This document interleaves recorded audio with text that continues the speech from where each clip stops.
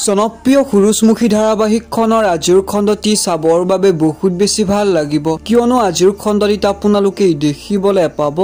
পৰিয়ে সোণক ঘৰটো যে আমি বিক্ৰী কৰি দিও এই বুলি ক'ব তেতিয়া সোণ বহুত বেছি আচৰিত হৈ পৰিব সোণে তেতিয়া এইখন যে আমাৰ ঘৰ নহয় এইখন মন্দিৰ আৰু আমি কেতিয়াও এই ঘৰখন বেচিব নোৱাৰো এই বুলি ক'ব আনফালে আপোনালোকে দেখিবলৈ পাব অনুস্মিতাই সোণৰ দাদেকক আপুনি কথাবোৰ কিয় গভীৰভাৱে লৈছে এই বুলি প্ৰশ্ন কৰা তেতিয়া দাদেকে সকলোবোৰ কথা যে লাইটলি ললেই নহব এই সকলোবোৰ যে কিবা গভীৰতা লুকাই আছে এই বুলি ক'ব